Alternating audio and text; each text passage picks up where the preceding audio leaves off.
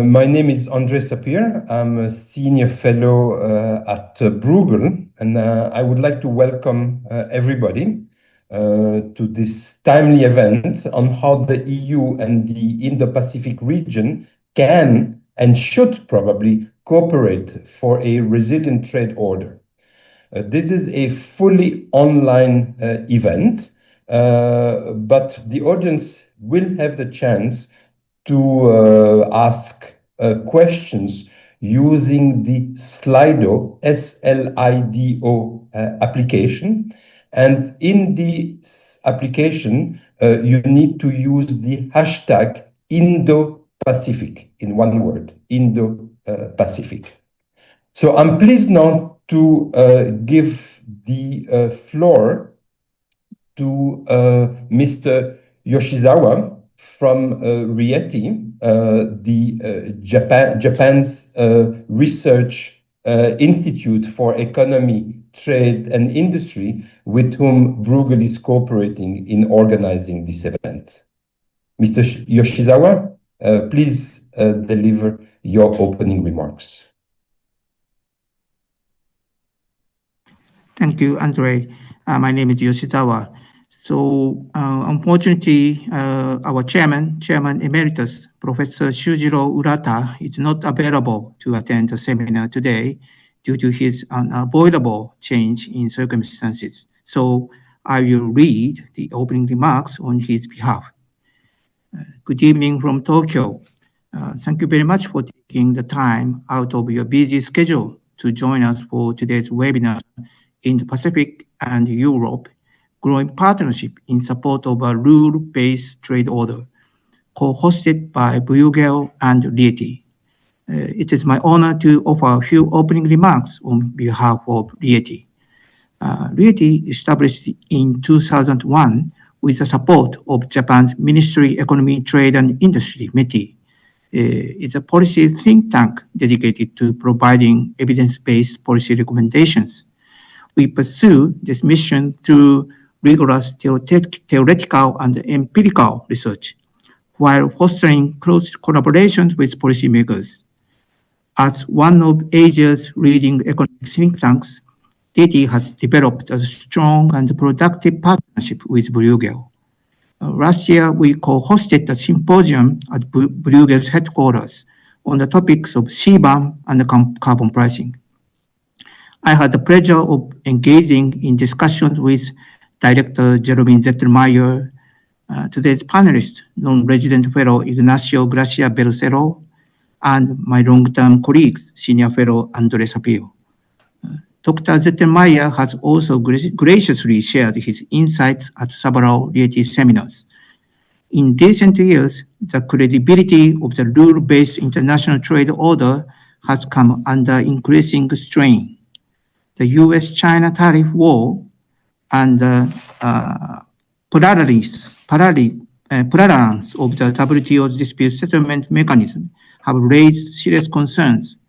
In response, many regions have accelerated the formulation of free trade agreements, signaling a shift from multilateralism to regionalism, and contributing to the fragmentation of the global trade system. In this context, enhanced cooperation between EU and Indo-Pacific region is not only timely but essential. Today's webinar was made possible thanks to the initiative of Dr. Akihiko Tamura, a RIETI senior advisor based in Paris, and our esteemed colleagues at Bruegel. As we approach the expiration of the 90-day suspension of reciprocal tariffs announced by President Trump on April 9, the path forward remains uncertain. I encourage all of us to reflect on the vital role that the Indo-Pacific and Europe can play in rebuilding resilient rule-based trading systems. I sincerely hope that today's discussion will further deepen the collaboration between Bruegel and RIETI and offer a beacon of clarity and cooperation in an increasingly complex world. Once again, thank you for everyone at Bruegel for making this important dialogue possible. That concludes my remarks. Thank you very much for for your attention. Thank you. Thank you very much, Takashi, and thank you for the remarks on behalf of my good friend, Professor Urata, the Chairman Emeritus of RIETI, to whom I wish very well. This is indeed a very important moment, not only because the clock is ticking towards the end of the 90 days, and certainly we will be talking about that. But I think the spirit of the seminar is to reflect on the medium or even the longer term. It's not just about how to react to what is happening at the moment coming from the United States. There's really it is really a moment to think or even to rethink the trading system. There's no doubt that both in Japan and in Europe, there is a strong commitment to a rules-based system. And it is that very system that is now being challenged and needs to have reflection. So I think the moment for us together with Europe and or Indo-Pacific friends, and in particular from Japan, to reflect on this longer term perspective is really crucial. So the seminar is organized into two parts. In the first part, we will hear perspectives from two Europeans and reaction comments from one of our Japanese colleagues. And in the second part, there will be perspectives from two Japanese colleagues and then comments from one of our European colleagues. So let us start immediately on the European perspective. And let me turn to Dr. Ignacio Bercero for his 10 minutes remarks. Ignacio? No, thanks a lot, Andre. It's really a pleasure to have this opportunity to have this very topical discussion. What I would like to do is first to set a little bit the scene briefly, and then to come forward with some specific proposals about what I think that the EU and the CPTPP countries could be doing jointly together. Now, in terms of setting the scene, I don't think it's an exaggeration to say that the global trading system is facing the most existential crisis since it was created. The United States, that was the main architect of the GATT and the WTO, has now come to the view that the current framework of rules and market access commitments does not reflect the level playing field, and that it needs to act unilaterally in order to de-risk the balance. And that's the fundamental problem that we are currently facing behind these Trump tariffs. I mean, at the same time, China's economic model continues to be a very deep source of tensions within the system. It generates overcapacities. It creates also very fundamental problems about the level playing field. Now, we would know more soon, or maybe not so soon, about what the US-China framework for discussions is going to look like. But my deep conviction is that the real structural issues about China, whether they are macroeconomic or whether they are structural, are not going to be solved with bilateral negotiation between China and the United States. And there's a very serious risk that this bilateral framework could be based on a managed trade approach that would further undermine the rule-based trade system.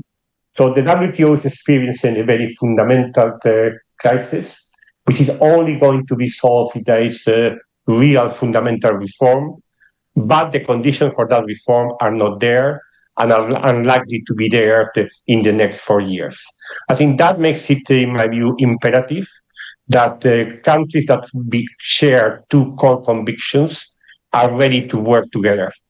And one first core conviction is that the rules matter, and that we should continue to abide by the rules. And the second one is that there's a need to envisage a fundamental reform of the rule-based trade system. And that is, in my view, the basis to try to establish a deeper EU CPTPP cooperation. I think it's very encouraging that the CPTPP ministers have indicated that it would want to open a dialogue with the European Union. Still, what this dialogue will produce is not clear. My sense is that Europe is quite keen and also interested in pursuing this process. So what I would like to do is to basically outline what, in my view, are the 4 issues that the EU and the CPTPP countries should be focusing on. First, I think it would be very useful if both sides could agree on a code of conduct about how to respond to the current crisis. It will be very important that we stay committed to maintain our markets open, to avoid restrictive actions which are not consistent with WTO rules in our trade relationship. Ideally, I would have wished that we could also commit to avoid making non-MFN concessions to the United States, but that seems a little bit difficult at this point in time after what some members of the CPTPP have already agreed. But the most fundamental question is that we should agree that we would continue to abide by the rules and we would avoid actions that could disrupt our trade relationship, which are not consistent with the rules. So that would be the first point, which I think both sides should agree. Now, the second one, it is very important that as we cooperate, we do not create any impression that we are moving away from the WTO. So that's what I think it will be important that the EU and CPTPP countries show actively that they are strong promoters of the WTO reform agenda. And I would think that there are basically 2 critical issues on which we should be working together. One is to try to expand the MPIA. I will not go into details, but I think that as many countries joining the MPIA, the better it will be to show that a significant part of the WTO membership want to stick to proper the functioning dispute settlement system. And then to try to get from the next ministerial meeting of the WTO a recognition of the fundamental crisis which is affecting the WTO and the need to tackle level playing field issues, because I think that, in my view, is the core, the most fundamental problem that would need to be solved if it's going to be possible to have again a proper functioning WTO system. Now, there are other things that could be agreed in NC14. In a paper I have written from Bloomberg, I talk about the development package. There's also the question about the e-commerce moratorium. But I think this question about the recognition that there are fundamental problems with the way that the WTO is functioning, and that the solution to those problems would require establishing an agreed basis to ensure a level playing field. Certainly, I think that the EU and the CPTPP countries could act as incubators of global rules. I mean, there are areas where it would be very difficult at this point in time to get rules agreed in Geneva, certainly not at the multilateral level. But I think the EU and CPTPP countries can work together to design and to reflect about possible open plurilateral agreements. There are different areas on which this work could be developed. Again, for me, the most fundamental one is the issue of the level playing field. I mean, the fundamental question which I think we should be asking ourselves is the issue, is there a way to respond to these concerns about the level playing field, which is rule-based, which is not managed trade, but which is rule-based? And I think that implies talking about subsidies, that implies talking about the state-owned enterprises, that implies talking about regulatory transparency. There's quite a set of issues which are part of the issue that would need to be tackled if the rules of the WTO are going to be providing an effective response to level playing field concerns. And finally, I don't think that it would be enough that we just actually look outside, that we just look into global rules. I think we also should be thinking about what can we do to actually facilitate trade between the EU and the CPTPP countries. I don't think that it is realistic, and we can discuss that further later on, for the EU to accede to the CPTPP. That would be a very, very complicated negotiation that would distract a lot of energy without actually delivering much. But I think that what is actually possible is to work towards identifying if we could agree on a common protocol of rules of origin. Not a protocol that would replace the rules of origin of the CPTPP or of the bilateral agreements that the EU has concluded with most CPTPP countries. That would be, again, a very, very difficult negotiation. But a protocol which is complementary, but which creates a more simplified framework to trade among the countries that have a free trade agreement in the region, and which also allows, therefore, for diagonal accumulation. This is something that could be discussed and explored by the EU and the CPTPP countries, and if it is possible to agree on what could be the basis for such a common protocol of rules of origin, I think this is something we could also be open for other countries to join. I'm thinking, for instance, of the EFTA countries that, of course, also have agreements with many countries in the Indo-Pacific, and who knows, perhaps there are other countries in the Indo-Pacific that, like Korea, that may not be ready to join the CPTPP at this point in time, but which might be interested in actually joining this common protocol of rules of origin. I think if you actually have a situation in which the EU and the CPTPP countries are working together on developing those rules and have also established a common protocol of rules of origin, all the advantages that would actually be there from the EU eventually joining the CPTPP could be achieved in a much more simplified manner. So I think that I would leave it like that, Andrea, and I'm happy, of course, to comment also on the contributions from our Japanese colleagues. Thank you very much, Ignacio. Not only for keeping to the time, but mostly for putting on the table, I think, a very rich set of ideas. Not just about setting the scene as you did, I think, very well, but putting forward a number of proposals that I'm sure we will continue for the rest of this seminar. So let me turn now to Aslak Berg, a research fellow at the Center for Economic Reform in London. Aslak, you have 10 minutes now. Thank you, Andre, and thank you, Ignacio, for those very, very interesting comments. The topic of today's discussion is... You need to speak a little bit louder, closer to the microphone. I will try to adjust a little bit, and speak up a little. Let me know if this is okay. The topic of today's discussion is cooperation between Europe and the Indo-Pacific. And what comes to mind is the question that has been asked of Europe: if I want to call Europe, who do I call? Now, on trade policy, there is someone to call in Europe. But if I want to talk to the Indo-Pacific, who do I call? There is talk of the CPTPP. The CPTPP is, of course, not a cohesive trade bloc like the EU. It is a coalition of countries that have agreed to facilitate trade between themselves. It would be there's a coordination problem, particularly when you're dealing with coordination vis-a-vis third countries. And I think we need to recognize that.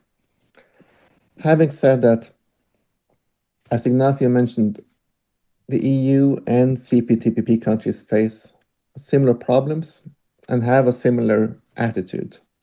So we are facing a situation where global trade is now dominated by two powers. You have the US that has served as a prime source of final demand, and US consumption has been a prime driver of the global economy.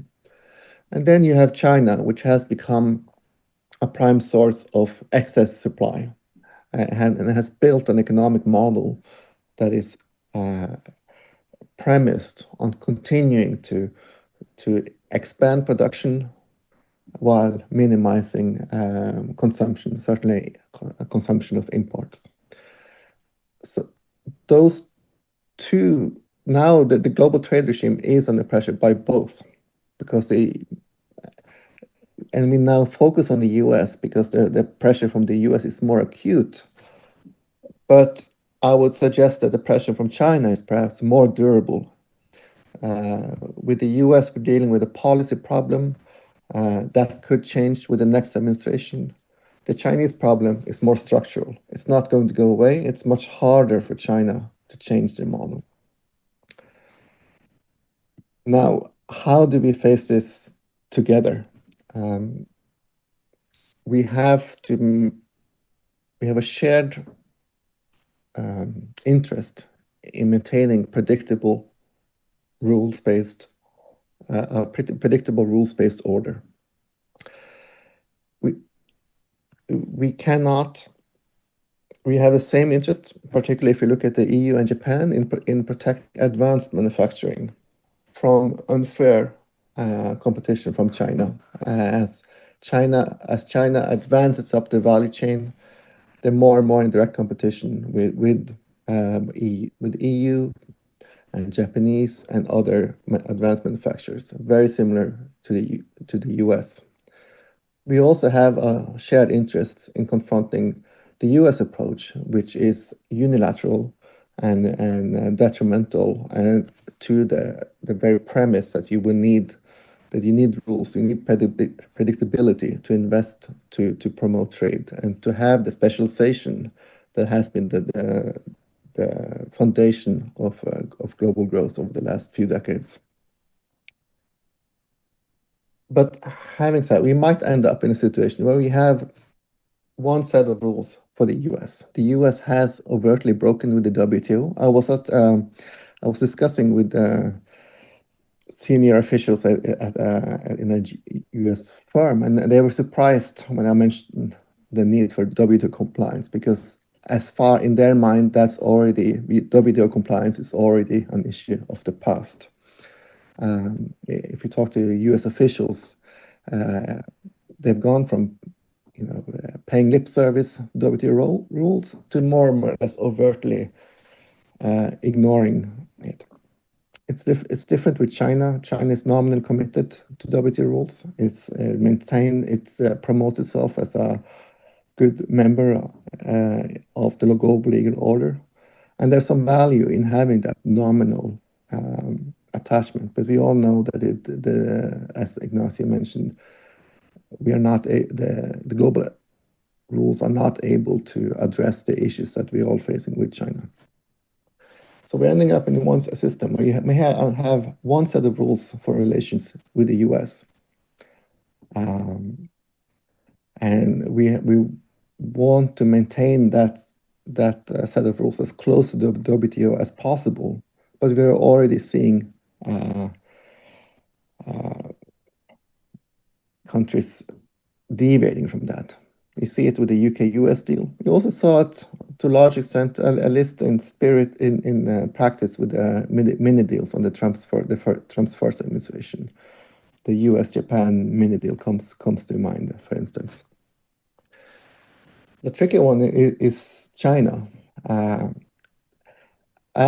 We are all committed to the rules-based order, but there is increasing pressure in Europe, as has been the case in the past in the US, to respond more aggressively to China, and it'll be very difficult to find that balance where we try to address China within the rules of the WTO. It's not clear that it's possible. I think it'll be more challenging. So how do we do this? I don't think that EU accession to CPTPP would be a useful exercise. That it would be an enormous lot of trouble for very limited extra value, and it would only really boost trade to the extent that the EU doesn't already have FTAs with others. It's more trouble than it's worth. I do like the Ignacio's idea about plurilateral agreements. It's a way to expand the rules-based, deepen the rules-based order, to expand it. I don't think you need the CPTPP as an institution there to achieve that. You can have plurilateral agreements in the WTO framework or outside the WTO framework. I'm not sure what value the CPTPP as such adds to that. You just need to have some kind of critical mass. You need the EU, you need Japan, you need some other prominent countries to achieve a norm-setting status. There's also the issue of, even if we go ahead with that, the US is actively promoting its own set of rules. So you could have the risk of competing legal orders. That's going to be a persistent issue. We also know that I think there are deep grounds for pessimism. It's hard to coordinate against China. It's hard to coordinate against the US. We see how difficult it is. There is nominal attachment to the joint order, but in practice, each bloc is dealing with China and the US by itself. It's also difficult to make those advances that address subsidies without getting China on board. And China, as mentioned, is simply unwilling or perhaps even unable to reform. Yeah, so that's why I think Ignacio was very constructive and suggested good solutions. I want to strike, unfortunately, a note of pessimism that we are in a difficult world. I think maybe we should focus on what we can cooperate with amongst ourselves, not so much against the US or against China, but what can we achieve together to deepen trade with the rest of the world, so that you can have a legal order that spans most of the world outside China and the US. Thank you. Thank you. Thank you, Aslak. So we have now two views from Europe. One put forward by Ignacio that is very, very positive on what the EU and the Indo-Pacific, and in particular CPTPP, could achieve together in rebuilding or strengthening the rules-based trading order, and one which is more skeptical or even pessimistic about the possibility of the usefulness of this route, even though sharing the same objective. It's the difference between the two of you is not one of objective, is one of strategy. So I think that's very good for the discussion. So let me turn now to Dr. Tamura, who will give his perspective. I hesitate to say Japan's perspective, but at least his perspective from Japan. Thank you, Andrea. I mean, of course, it's quite interesting to have a somewhat conflicting view between two speakers from Europe, but for the sake of interest of comment, it's quite a challenge. But I guess, I try to see the common elements amongst these two speakers. And I guess, of course, the common element of the speech by two speakers is that we should be realistic.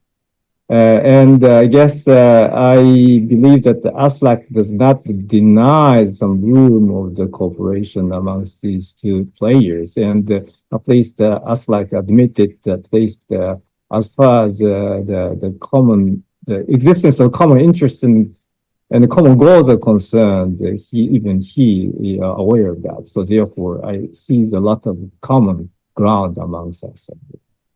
Having said that, as Ignacio pointed out, that at least we are in the quite a critical juncture, and also the relevance of cooperation amongst this region are more than ever, and particularly when we look at several phenomena, including that there seems to be some emergence of the dialogue to be done amongst these two, the framework. And also the Japan and the EU seem to try to launch some the competitiveness alliance dialogue or something like that. So there seem to be several kind of phenomena coming out to prepare for us to discuss the detailed scenario to be realized. So I would like to make 3 points. One is that, of course, I'm a little bit biased as a person who are based in Paris, and they're looking at what's going on in Brussels and others part of Europe. But I guess that the EU for us to explore some possibility of the collaboration among these two players. I guess that Europe should be a little bit more kind of appreciative. Appreciate maybe a little bit too strong word, but to understand the kind of a calamity that the kind of the problem that the United States suffer from. many, they have a lot of suffering. One of which is they suffer from the kind of the reduction, the faltering of their industrial competitiveness. That might be at least partially triggered by the excessively appreciated US dollar. But that phenomena came out of the fact that the US dollar has been shouldering the very important responsibility as kind of the main currency, key currency in the global market.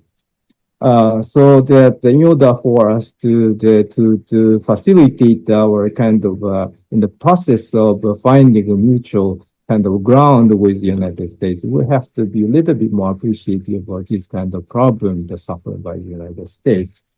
This is one thing I would like to point out. So in that sense, in the Aslak's point that we shouldn't take the position against the United States, something like that is something that I also am sympathetic with. The second point is that I would like to point that there should be the three ingredient as the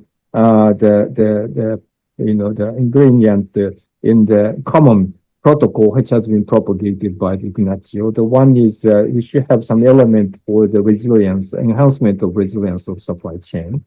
And the second element should be we should have some exercise over the ROO. We are now in the process of moving towards a somewhat friend shoring. In order for us to achieve somewhat friend shoring, we need to have the new set of the rule over the rule of origin. And the third point is, as Ignacio pointed out, that we should definitely have a discussion over what could be the rules governing the level playing field issues. I mean, we have a very good outcome coming from the common exercise between the US, the EU, and Japan. That has been already tabled at the WTO. So therefore, we could just be built upon that common proposal to discuss about level playing field. Finally, that I guess in order for us to salvage this trouble of the global trading system, we need allies. Of course, the CPTPP and the EU are the kind of this alliance a starting point. And as I said, that Aslak seemed to be a little bit skeptical about the kind of integrity of the CPTPP. But I guess in order for us to be successful, not picking up or choose only limited member of CPTPP, we should just deal with the entire membership of CPTPP. The reason is that the CPTPP has a very important element, which is the involvement of some part of the global south. In order for us to reach out to the rest of the world, we need to have alliance with the global south also. So in order to do that, I guess that some part of the CPTPP is indispensable. So therefore, don't give up that entire membership of CPTPP for EU to have a bridging with the Indo-Pacific. So this is my third point. Thank you very much. Thank you very much, Akiko. I will refrain for the moment to making any comments, since I will have a chance at the very end to give my personal view. But I very much welcome your perspective, your three points. I think that added clearly to the discussion and gave a different angle from the angle put forward by our two European colleagues. So this completes the session one, the European perspective, and so I give you back the floor, Akiko, to chair the second session on the Japanese perspectives. So, okay, thank you, Andrea. Just to let you rest a little bit, I'd like to just shoulder a little bit the burden of the chair for the session two. I would like to just give the floor to Professor Tsuruoka first. He is quite a prominent political scientist, international relations scholar in Japan, and I think that he is going to make the remarks from the standpoint of his expertise as a political scientist and diplomacy expert. Thank you very much. Thank you very much for the kind introduction, and I very much look forward to this conversation. As I'm not a trade expert or the economist, so I think my role here is to give you some background when it comes to geopolitical, sort of a broader context within which we discuss trade and investment issues. So the title of this a webinar doesn't include any word Trump, but we have already been talking a lot about Trump, and so let me start by sharing some Japanese perceptions on Mr. Trump, because in overall terms that of course there are various diverse views in Europe in Japan on Trump, but generally the Japanese perceptions on Trump maybe I think a bit different from those in many European countries. So the Japanese look more relaxed about what is coming over the next the 3 or 4 years. So there are 3 reasons for that, and one is that the many Japanese still have a fresh memory of a very good relationship between Mr. Abe and Mr. Trump. So there's sort of a bromance sort of memory is still there. But of course, Mr. Abe is no longer with us, so we need to move on. But the second reason, Japan has a sort of a relaxed perceptions on Trump is that we have a tendency to prefer Republican administrations to Democrats. So it could be just an old stereotype, but the many people in Japan still believe that Republican presidents value alliances more than Democrats. So, for example, that Mr. Obama actually was never popular in Japan, whereas in many European countries that he was really popular, and George W. Bush was actually very popular in Japan. And the U.S.-Japan relationship under George W. Bush was really good. So and that says something about the huge difference between Japanese perceptions and European perceptions. And the third reason why Japanese may be a bit relaxed about Trump is that those people believe that Japan is too important to be abandoned. So mainly, ironically, thanks to China, that the US is now saying that the Indo-Pacific region is the most important theater for US interest. So given that, some Japanese believe that Japan is now too important to be abandoned. So but at the same time, as far as I see that there are interesting gaps between perceptions among government people within the government and perceptions of the people outside the government. So I mean that the people in the government look more concerned and genuinely concerned about what could come over the next 3 or 4 years. And one of the biggest reasons for that is that many of them have the first-hand experience of dealing with the first Trump administration. So yes, superficially at the political level, the relationship between Japan and the US under Trump 1.0 was very good. But behind closed doors or below the tables, the things were messier. So the people in the government, they have good reasons to be more concerned about the general public. I think the burning or emerging a tricky issue is the level of defense spending. So it's now quite known that Mr. Trump is pushing all the allies in Europe and in the Pacific region to step up on defense, meaning that increased defense budget. So now at NATO summit, which is coming in 2 weeks' time, that it's likely that the NATO is going to announce that the 5% on targets, 3.5% for a MOD, the defense budget, and 1.5% for security-related things like cybersecurity or infrastructure. So in total, 5%. But in Japan, the previous government, led by Prime Minister Kishida, decided back in 2022 to increase defense budget up to 2% of GDP by 2027. So at that time, the government was saying that we see NATO's 2% the target as a reference, but 3 years later, that they're assuming that NATO is going to have 5% as a target. Then how it should be sort of okay in American eyes that Japan is going to spend 2% of GDP on defense. So particularly given the fact that the US is saying that China is a bigger challenge and a bigger threat.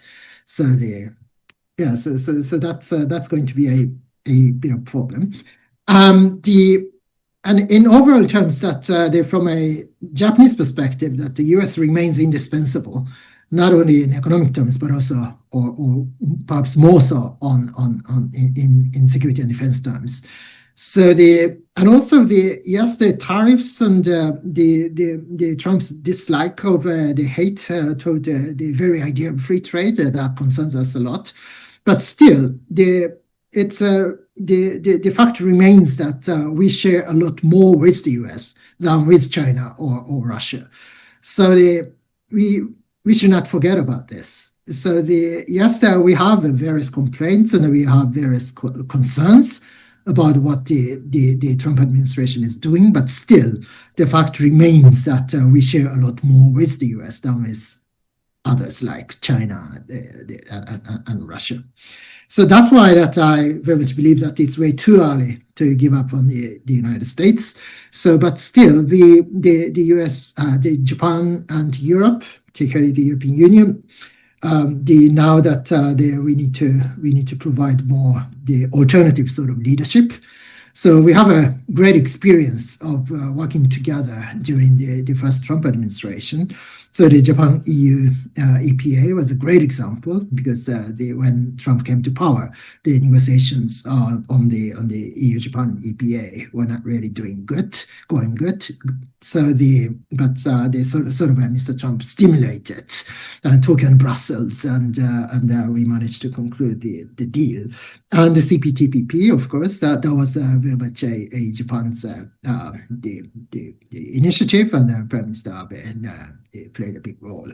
So the providing alternative leadership while US is not at the center of international leadership is something that we need to think more about, and we need to do more.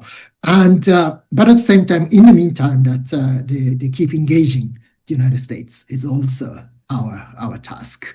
So that also means that the encouraging the United States to come back on board with us, not only on the free trade, but also the rules-based international order more broadly. And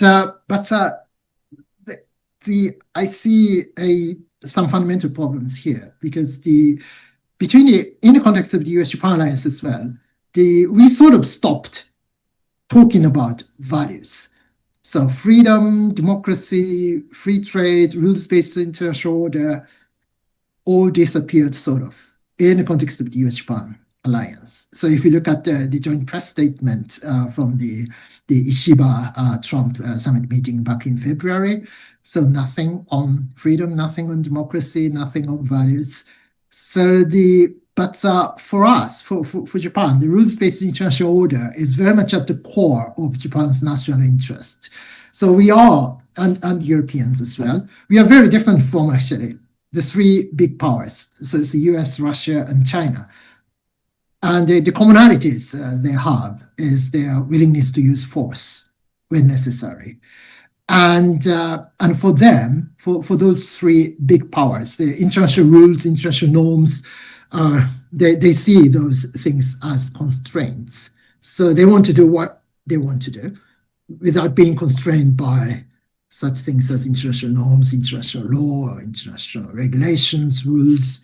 So we need to acknowledge that there is a sort of fundamental gap between big powers, they prepare to use force, and other normal countries. But for us to promote rules-based international order, we need to get more countries on board, particularly from the so-called global south.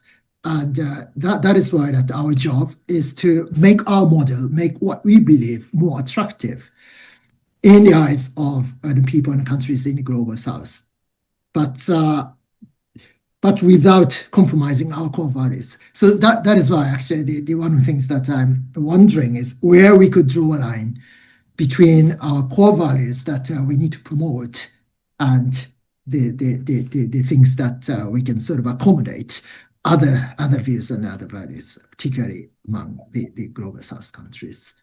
Thank you very much. Thank you very much, Professor Tsuruoka. Next, the Professor Kawase, who is a quite prominent scholar in the field of trade policy and law.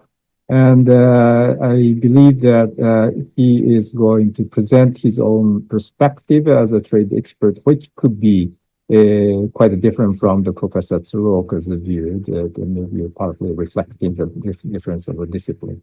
Anyway, Professor Kawase, the microphone is yours.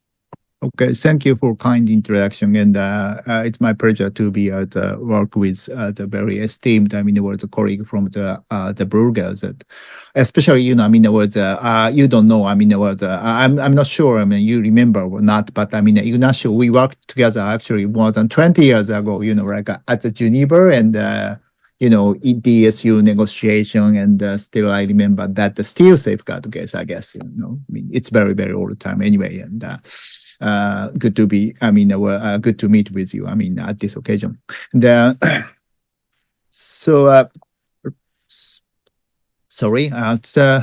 Canadian Prime Minister, the Mark Carney has declared that, all the relationship with the US is over.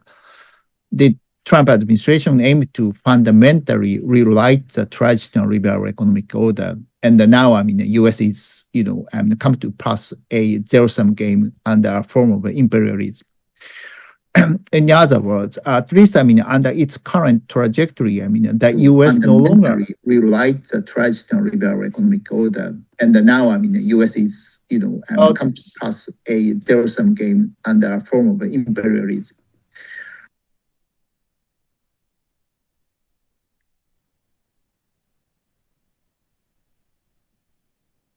Andrea, I guess you need your microphone off.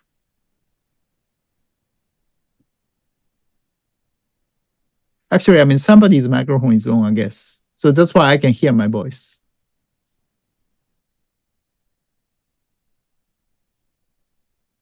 Okay, so where are we? Okay, so I was about to say, US, no longer share a common interest, with Japan and the EU, in preserving a free trade system, about the rule system based on the rule of law.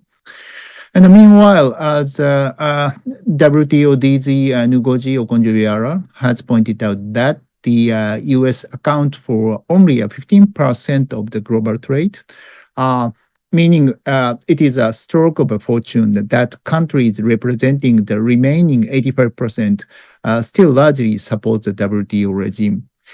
As representatives of this 85%, the Japan and the EU, along with the Indo-Pacific nations, must cooperate to demonstrate the leadership in maintaining the world trading system. Okay, let's just skip this slide, and it's kind of a short term, the issues, and it's all about how we can respond to the US protectionism, we're together. Anyway, going to the next slide.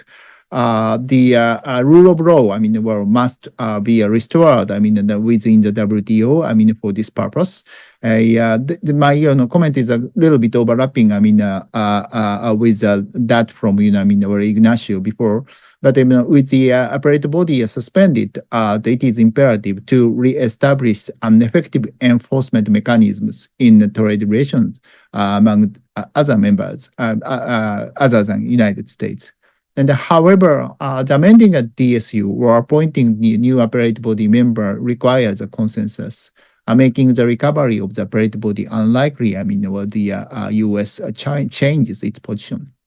So that's in the near term, the best option is to expand the membership of the MPIA.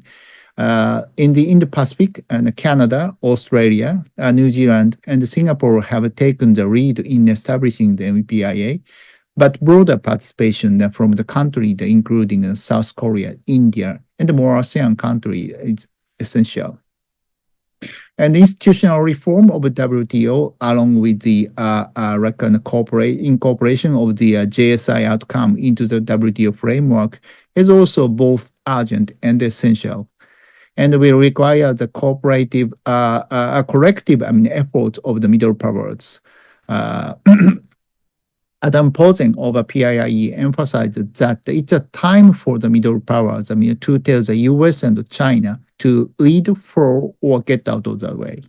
That is, to urge them either to lead the WTO reform, support the initiative of the middle powers, or refrain from obstructing the process.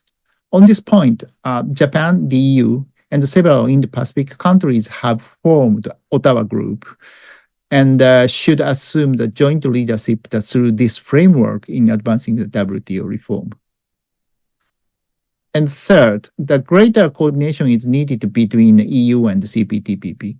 The CPTPP includes neither US nor China, and it therefore shielded from their economic coercion, offering a rule-based trade framework with high stability and predictability.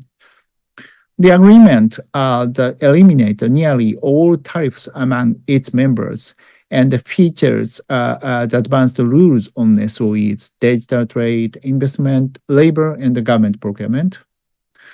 Since Russia's invasion of Ukraine eastward, since the Russian invasion of Ukraine, the eastward supply chain from the EU have been disrupted. In 2022, then Japanese Prime Minister Fumio Kishida told his Italian counterpart Mario Draghi that security in Europe and the Indo-Pacific is indivisible, an idea that also applies to the economic security. While the EU is negotiating a trade agreement with the Southeast Asian countries, joining a CPTPP would enable it to move beyond a patchwork of a bilateral FTAs to broader the multilateral the framework connecting the Europe and the Indo-Pacific as a whole. Together, these blocks represent over the 30% of the global GDP, surpassing that of the United States and China. As the US retreat from the WTO rule-based liberal trade order, a strong CPTPP-EU partnership is essential to sustaining the global trade architecture. Encouragingly, this understanding appears to be shared among the leaders of the countries concerned. In April, the European Commission President von der Leyen discussed the CPTPP-EU cooperation with the New Zealand Prime Minister Christopher Luxon and the Singapore Prime Minister Lawrence Wong. So Sweden also announced last month that it plans to formally propose that the European Union seek the CPTPP membership. However, there are significant challenges to the EU accession to the CPTPP. The EU's FTA differ in key aspects from the US-style framework embodied in the CPTPP. In particular, there are stark differences in rules governing digital trade, intellectual properties, and investment. EU-style FTA also include the distinctive social clauses, which have no counterpart in the CPTPP. Market access is another sticking point. The CPTPP removes virtually all tariffs, but the EU could face the political resistance in liberalizing its agricultural sector to such a degree. The EU's planned the implementation of a CBAM in 2026 could become a point of contention between the regions. That said, the EU is already concluded FTA with CPTPP members such as Canada, Japan, Singapore, and Vietnam. Moreover, the United Kingdom, a country with a high regulatory compatibility with the EU, has joined the CPTPP. Therefore, EU membership is feasible, though resolving these regulatory discrepancies will take time. EU accession should be pursued as a long-term goal, and the preliminary discussion should begin immediately to identify and address the regulatory challenges in both regions. And prior to the EU formal accession to the CPTPP, a more realistic path would be to pursue shallower, more flexible the forms of a cooperation. Japan and the EU have already launched the high-level economic dialogues and are reportedly preparing to establish Japan-EU Competitiveness Alliance.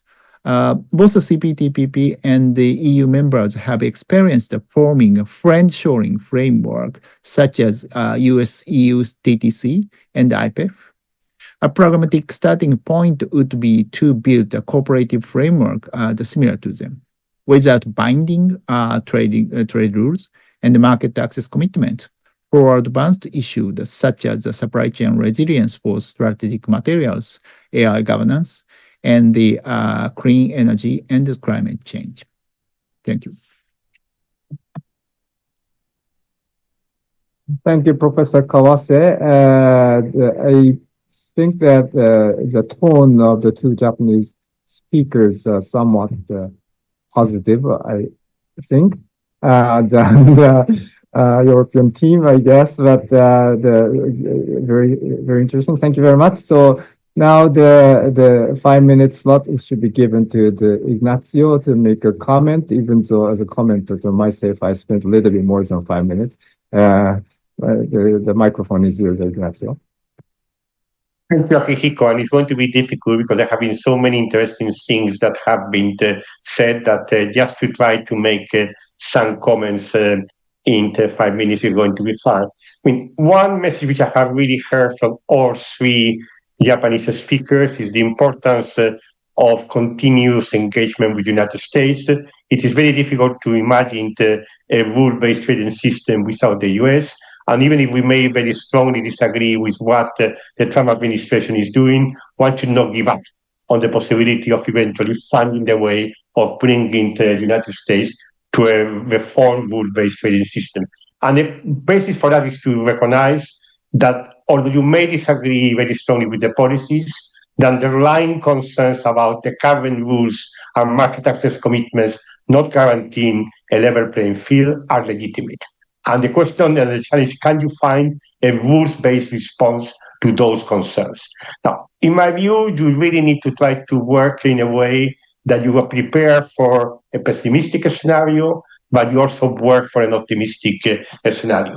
Now, let's assume a pessimistic scenario that despite all our efforts and all our attempts to engage, it's simply not possible to find a way to engage both the United States and China about how the reform rule-based trading system could look like. And it may be that that's the case. I mean, certainly it looks very difficult to achieve that engagement in the short term. And I don't think that we should lose the medium-term perspective. And if that is going to be the reality, then I think we really need to be working about creating as resilient as possible coalition of countries that want to maintain as amongst them rules-based trade. And that, I think, is what the UCTPP should be, but hopefully not only the UCTPP. I think you can find other countries that once things are starting to move in the UCTPP context, might be well very interested on participating and linking to those endeavors. And there, I think you need to do something which is not the EU joining CPTPP, which is not really going to be feasible, but which is a little bit more than just mere dialogue. I mean, that's what I really think, thinking about issues like a common protocol of rules of origin. And I agree that one of the key challenges is going to be having rules of origin which are not too flexible in terms of non-originating content from outside the region. That's going to be, well, from outside the countries that have a free trade agreement. Some of them might be in the region, but from outside the countries that have free trade agreement, that's going to be one of the challenges for the rules of origin. Agreeing on rules on some critical issues for the current economy, like digital trade. It is true that there is an e-commerce negotiation in Geneva, GSI, but quite frankly, the negotiations are stuck. It is going to be very, very difficult to see how that agreement could be integrated in the WTO. So why not try to do that between the EU and the CPTPP?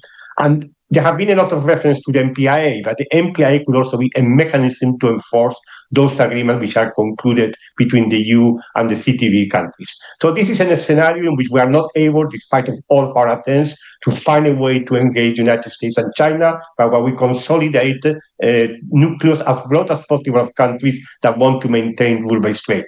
And I agree also with the comment that have been made by several Japanese colleagues that it's very, very important that we do not forget about the global south. I mean, one thing which worries me a little bit politically about EU CPTPP is in a perception that we are leaving the WTO to one side, and that's why I think we should continue to find ways of engaging the WTO, particularly on the development agenda, particularly also on those countries like in Africa, which are more marginalized from the global trading system. Now, this being said, I think we should also prepare for a more optimistic scenario, in a scenario in which it's actually possible to find a way of engaging the United States and China. And there I'm convinced the core issue is this question of the level playing field. Now, I think, Kihiko, is very good that you made a reference to the trilateral. I'm not convinced that what was done in the Trump 1 discussions on the trilateral continues to be the right way to tackle issues relating to a level playing field, but it's a signal that it's possible to think about how to respond to those issues on the basis of rules.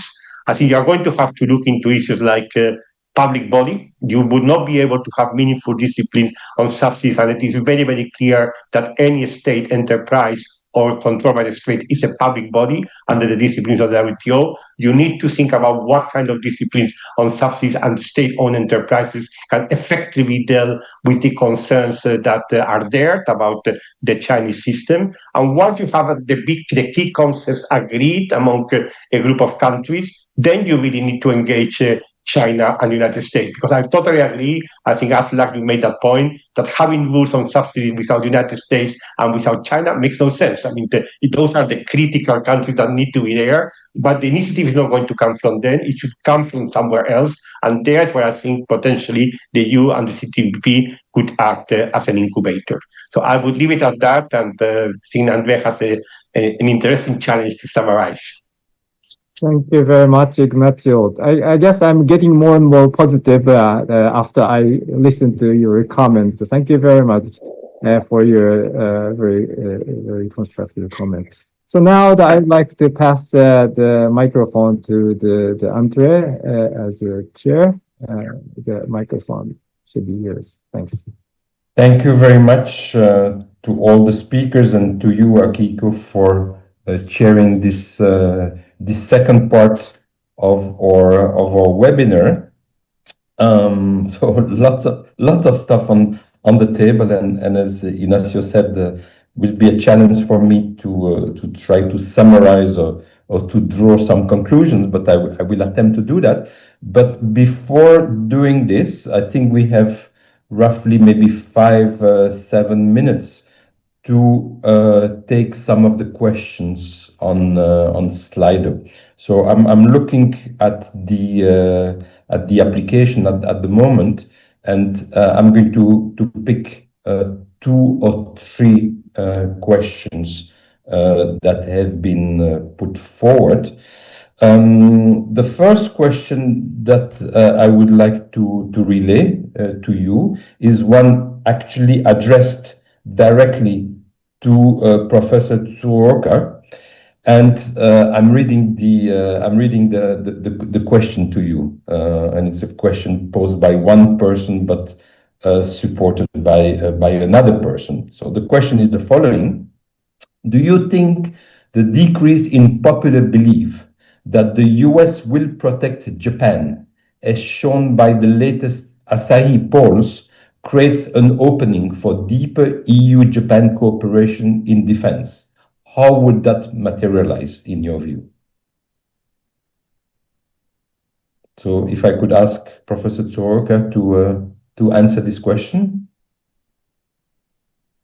Okay, thank you very much. Yeah, yes, that's really a legitimate, reasonable and question that the security experts in Japan are wondering about that. But still, in realistic terms, we don't have any viable alternative. That is still the reality. So Japan is facing not only China, but also North Korea, and Russia is also Japan's neighbor. So we are facing three potential adversaries simultaneously. So that's really an unenviable position. So when it comes to Plan B, yes, I understand that now in Europe, and more people are talking more seriously about Plan B, so going beyond NATO.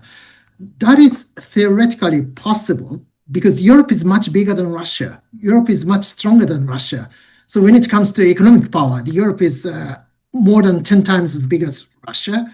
And even in defense spending, Europe is much bigger than Russia in terms of population, GDP, whatever. So on almost all fronts, Europe is much bigger than Russia. So the Trump people are saying that Europe should be able to defend itself without relying on the United States. Yes, in theory, yes, that's true. But when it comes to the Indo-Pacific region, Japan, China is way too big for Japan. So it's just even impossible to even think of defending Japan without relying on the United States. So okay, I will, if you don't mind, I will stop you here. I think you give the answer. I think you give a very, very clear answer. Japan and the EU may sound alike in the fact that they have benefited from US protection, but in fact, there is a big difference because our neighbors and potential troublemaker, on the one hand, Russia for us and China on the other, have different sizes compared to either Japan and the EU. So we are not really in the same objective situation. Let me move to the next question, if you don't mind. I'm just doing that, I'm sorry, in the interest of time. The second question is a more narrow question. So the first one was a big sort of geopolitical question. The second question that I would like to put forward for one of the trade persons on the panel is much more, as I say, narrow, but relates to the theme, or one of the themes of this discussion is the relationship between the EU and CPTPP. And the question is the following. Let me read this. From the standpoint of the manufacturing sector, closer alignment between the CPTPP and EU trade frameworks could help simplify procurement processes. Are there any current discussions underway to explore this institutional streamlining? So how to improve the relationship between EU and CPTPP, not sort of in a grand scheme, but in a very sort of precise, narrow manner related to the procurement area. Does somebody want to take this either from the EU side or from the Japanese side? Well, I mean, very quickly, because I don't think that at this point in time there are any ongoing discussions on that issue. Also because procurement matters is something that is really covered in all our bilateral agreements with individual CPTPP countries, where it is Japan, where it is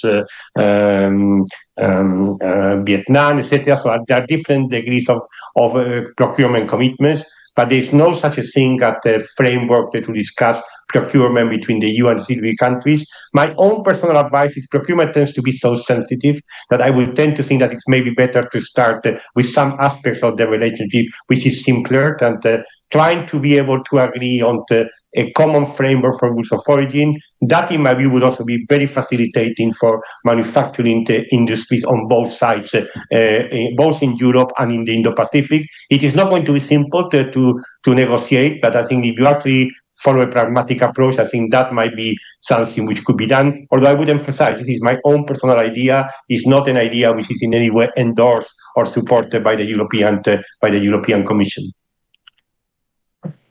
Okay, very good. So I think there were some other questions on Slido, but in order to keep to the schedule, I think we should come to the last part, and I should provide my own comments and reaction to what has been said, and I will do that under three headings.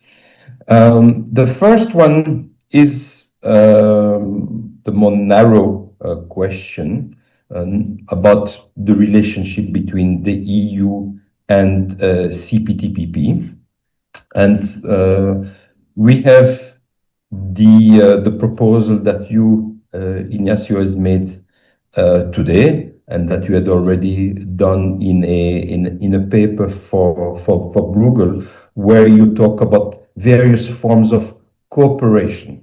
I think that this is the right word, and in part, obviously, the cooperation is reactive to what is happening in the United States, and that's part also of the EU agenda of extending its already very vast network of free trade agreements. There is the recently concluded but not yet fully signed and certainly not ratified EU-Mercosur agreement. There is the negotiation currently between the EU and India. There is EU-Australia. There is EU-Indonesia, a number of other ASEAN countries. And one can look at the EU CPTPP, although in your proposal, Ignacio, it would not be an FTA. It would be an FTA in a proposal put forward recently by Cecilia Malmström, the former EU Trade Commissioner, but so different forms of cooperation, in a sense, in view of the dangers posed by the functioning of the multilateral trading system. It's sort of an insurance policy. That's one way to look at the EU CPTPP relation. Another one is indeed sort of the more like-minded approach that was also discussed today in rebuilding, in strengthening or rebuilding the global trading system from those in Europe and those in the Asia Pacific, and first and foremost Japan, who strongly believe in a rules-based system. So let me come to my second point about the rules-based system. Now, we all know the Kindleberger's view. I think we probably all share that view, that we had a long period of a multilateral order in trade, but not only in trade, that was enabled by a hegemon, by a benevolent hegemon, the United States, who put forward this system during the war, sort of in response to what had happened in the 1930s and World War II. So a system was built with the strong support of the United States, a system that benefited both the United States and the members of the system.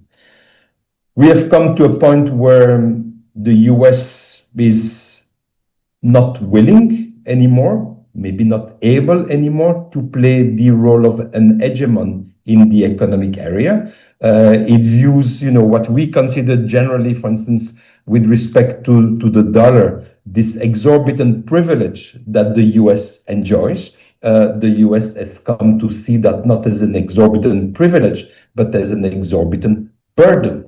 And I think something that I heard from some of our Japanese colleagues sort of sharing this view that, the US, we should have sympathy for the US for the burden that it has to support in playing the role of the hegemon. So the US doesn't want to play that role anymore. And the question that one can have is, we had a multilateral system with the hegemonic situation.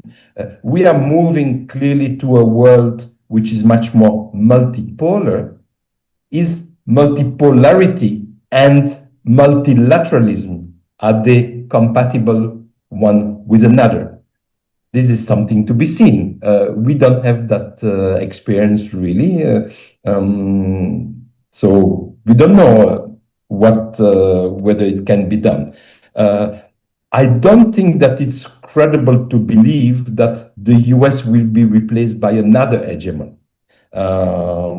That's, after the hegemonic era of the US, no, we are going to have either a Chinese hegemonic era or a European hegemonic situation. We are not there at all. So can we build something around in this new multipolar world, and a multipolar world that includes, as a number of you have said, also the global south? There is Brazil, there is India. Can those somehow able to support a rules-based system, a functioning rules-based system, or are we going to be in a situation of a non-system, of disorder rather than order?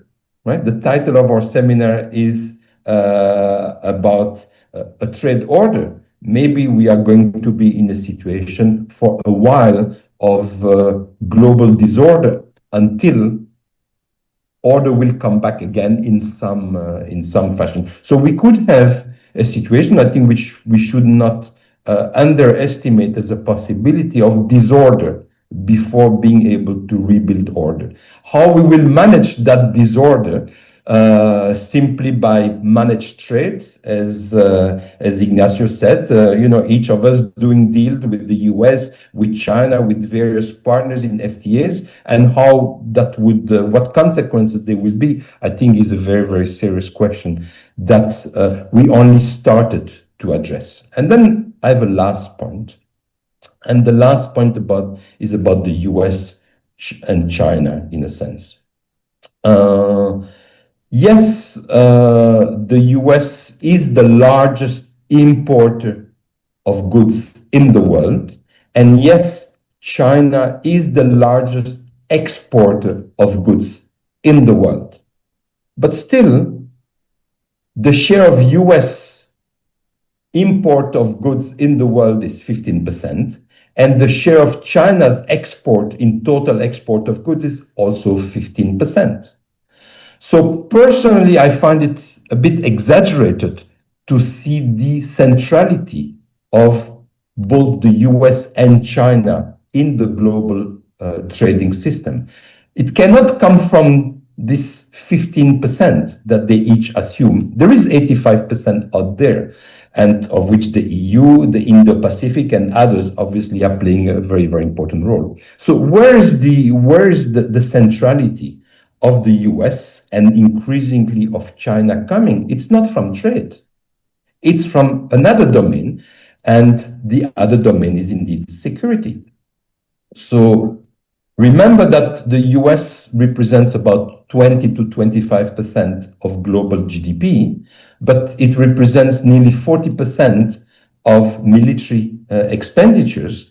And as far as the dollar is concerned, the US is representing, if you look in terms of reserves, 60% of the global reserves is in US dollar. But it's not in trade. In trade, as I said, the share of the US, even the share of China is much, much smaller. So it's this interaction between trade and security.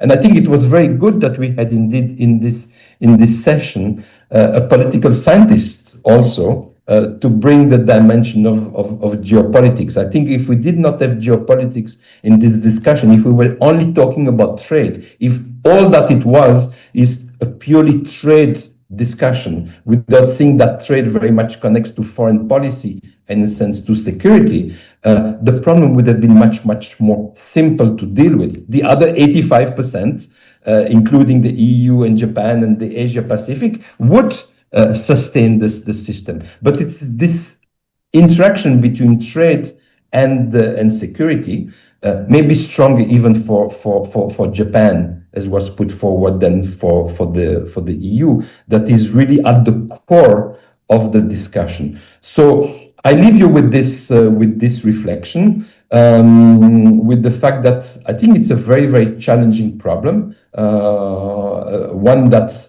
I think there's a lot of commonality of views about trade between Japan, between the Indo-Pacific and Europe.